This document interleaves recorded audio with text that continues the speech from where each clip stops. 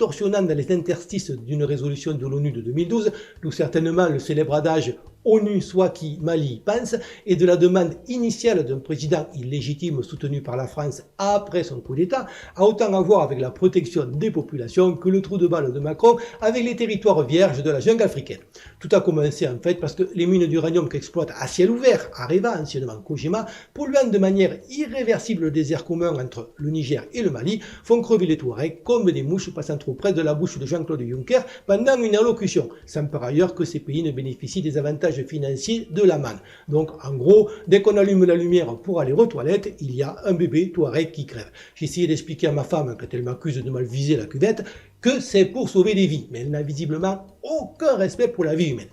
On va être honnête, le bébé Touareg, on s'en fout un peu, comme de tous les bébés, que le camp du bien massacre de manière plus ou moins indirecte en exportant la démocratie et les droits de l'homme de par le monde. C'est le prix à payer pour se faire mettre nos valeurs universelles dans l'orifice anal, sans quoi on n'est pas civilisé. En plus, il en reste toujours assez pour venir nous faire goûter chez nous aux joies de la diversité multiculturelle, donc c'est pas grave. Mais bon, allez savoir pourquoi les Touaregs ne le voient pas comme ça et ne sont pas contents.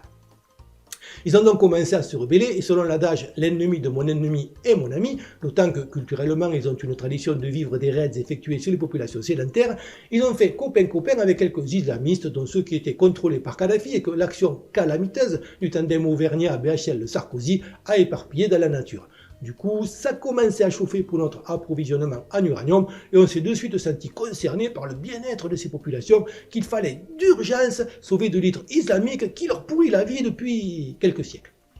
On a commencé par soutenir certaines tribus, islamistes ou non, contre d'autres, islamistes ou non, partant du principe que tant qu'ils se battent entre eux, c'est toujours ça de prix. On a laissé sans rien faire les exactions se poursuivre dans le centre, ne protégeant que la capitale et les mines d'uranium avec, pour conséquence, que les habitants dont l'ingratitude mériterait presque qu'on les laisse se démerder tout seuls, chipotent en faisant valoir que leur situation n'a fait qu'empirer et se focalisent sur quelques malheureuses bavures, style enfant criblé de balles depuis un hélico puis tiré à la hâte dans un trou, bavure par ailleurs jamais reconnue, il ne manquerait plus que ça.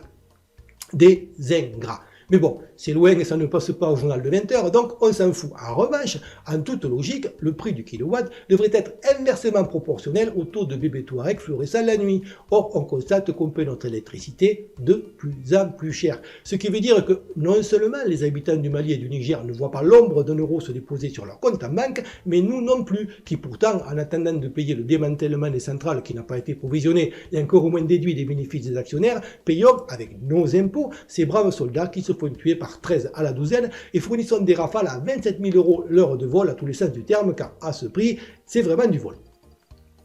On me dira que nos troupes ne sont pas issues d'une conscription et que ces soldats de métier sont plus proches dans l'esprit de mercenaires que des poilus de 14. Mais ça reste des Français dont certains étaient probablement assez naïfs pour croire qu'ils servaient leur pays au lieu des actionnaires d'Areva. Et savoir que s'ils sont bien morts pour quelque chose, ce n'est certainement pas pour la France, a un petit côté révoltant. D'autant que les mêmes qui s'insurgent contre le manque de diversité partout et nous vendent que les tirailleurs sénégalais ont gagné la Seconde Guerre mondiale, se sont bien gardés de relever que le niveau de blanchitude de ceux qui se sont fait tuer, soi-disant pour la France, dans une indifférence relative, est à l'opposé de celui de ceux qu'ils adulent pour courir derrière un ballon, là aussi soi-disant pour la France. Car en plus d'être considérés comme remplaçables et nonobstant la minute de silence à l'Assemblée, ce qui, divisé par 13, leur fait quand même, outre une belle jambe, presque 5 secondes à chacun, ils servent de variable d'ajustement budgétaire et sont souvent dotés de matériel obsolète dont la vitesse d'usure dans le désert frise l'érosion mélanchonienne. Et l'hélicoptère Cougar, dont la conception date de 30 ans, davantage si l'on considère qu'il ne s'agit que d'un changement de nom de Super Puma, le Cougar donc, qui pour le coup aurait pu être féminin, avait peut-être un peu d'arthrite.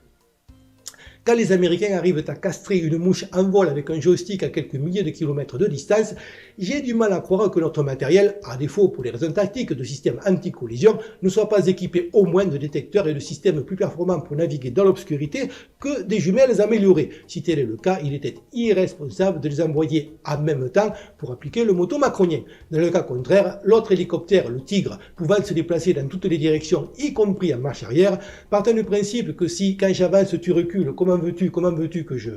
La double erreur humaine que cela suppose a bon dos, et si l'équipement n'a pas fonctionné, il convient de se demander si cela a quelque chose à voir avec le fait que moins de 30% des hélicoptères sur place sont encore opérationnels et souvent réparés avec les pièces des autres.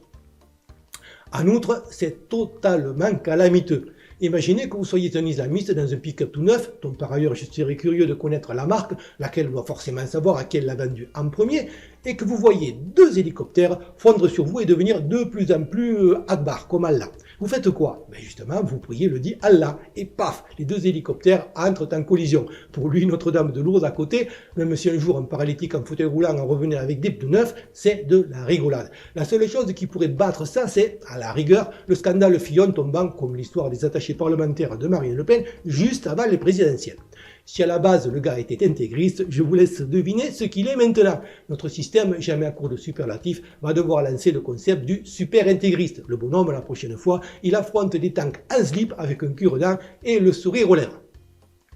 Tant qu'à exploiter cette tragédie aussi inutile qu'évitable, je serai Macron, lequel paraît-il craint pour sa vie, on se demande pourquoi. Je ferai un hommage solennel, non le 2, mais le 5 décembre, comme ça, au hasard, prétextant que la veille, j'avais piscine et que le lendemain, j'avais prévu une projection privée des Misérables pour voir si le chien allait autant que la première fois. Vivement la suite, les Misérables à la campagne, avec cette fois, les méchants policiers qui tapent sur des gilets jaunes. Gilets jaunes qu'on a laissé manifester et se faire éborgner pendant 1 an, sans leur dire qu'il suffisait de faire un film pour toucher le cœur du président. Peut-être d'ailleurs qu'un jour on tournera le film Hold Up sur les retraites, dans lequel une bande de malfrats dérobe un magot caché de presque 200 milliards provisionné pour les dites retraites. Non, vous ne rêvez pas, et je ne suis pas un enfoiré de complotiste. C'est BFM, je vous mets le lien, qui a révélé le poteau rose dans l'indifférence générale, alors que ça devrait faire le buzz sur tous les réseaux sociaux. Entre les 30 milliards du fonds Jospin et les fonds de réserve des mutuelles, on dispose de plus de 150 milliards de réserves pour financer les retraites, auxquelles s'ajouteront en 2024 24 milliards supplémentaires émanant de la CADES financée par le CRDS. Il y a donc largement de quoi tenir, le temps que suffisamment de baby-boomers soient passés de vie à trépas pour que les comptes soient rééquilibrés naturellement par la démographie, d'autant que l'espérance de vie, pour le calcul de laquelle on utilise les mêmes méthodes que pour le chômage afin de rassurer les gens, a déjà du plomb dans l'aile et que même à l'état de zombie Alzheimer sous perfusion, sauf peut-être au sein de certaines élites privilégiées, je ne crois pas qu'on produise beaucoup de Brigitte Macron dans les prochaines décennies, surtout si l'on considère toutes les saloperies cachées que l'on mange, boit, respire ou se passe sur la peau, cumulées avec la malbouffe, les heures statiques devant des écrans et le stress permanent face à une existence où il n'est plus possible de planifier à long terme, compte tenu de la volatilité tant de la monnaie que du marché de l'emploi et des changements structurels de population, ainsi qu'à la perspective constante d'un krach économique, voire de la fin du monde avec en prime un petit nuage radioactif de temps en temps, le tout sans savoir si au bout du compte on est un homme ou une femme. La réforme des retraites est donc une escroquerie et un scandale dont le seul but est de détourner tous ces milliards et de perpétrer un des plus gros hold-up de tous les temps, après l'escroquerie de la dette, sur le dos non seulement des retraités, mais de leurs familles, car il faudra bien payer pour ces EHPAD à 2 ou 3 000 euros mensuels. Nonobstant, Sibeth Ndiaye, qui est à la communication gouvernementale ce que le rat est à la peste bubonique, n'a pas hésité à dépasser toutes les limites de la perversion qui caractérise ce gouvernement en affirmant que l'escroquerie que je viens de démontrer est, je cite, une des réponses à la crise des gilets jaunes. Sauf à considérer que la dite réponse est « allez vous faire foutre », à ce niveau-là de foutage de gueule et de brouillage de piste, on culmine au sublime vomitoire.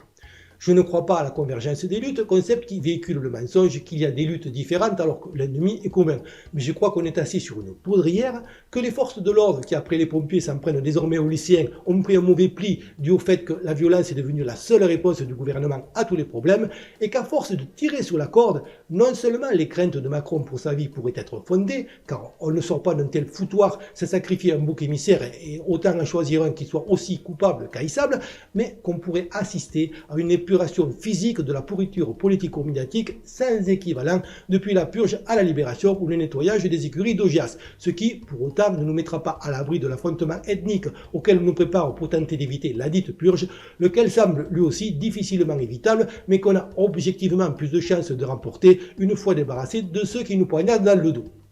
D'où l'intérêt de bien choisir ses priorités et ses combats. Comme d'habitude, je n'ai pas la prétention de détenir la vérité, juste, tant qu'on me laisse faire, de susciter la réflexion par un discours honnête, logique et argumenté, sans autocensure. Je ne filtre aucun commentaire et cette chaîne, par principe, n'est pas monétisée et elle ne fait pas appel aux dons. Si vous voulez me soutenir, faites-le en likant, commentant et pour les plus courageux, en partageant mes vidéos afin de toucher un plus large public, en espérant que ça puisse contribuer à faire avancer les choses. Pensez aussi à vous abonner et si vous êtes nouveau, à faire un peu de spéléologie sur la chaîne. Certaines de mes vidéos, souvent les plus pertinentes, faute de référencement par YouTube, passant parfois inaperçus. Merci encore à tous de votre fidélité et vos encouragements, et à bientôt,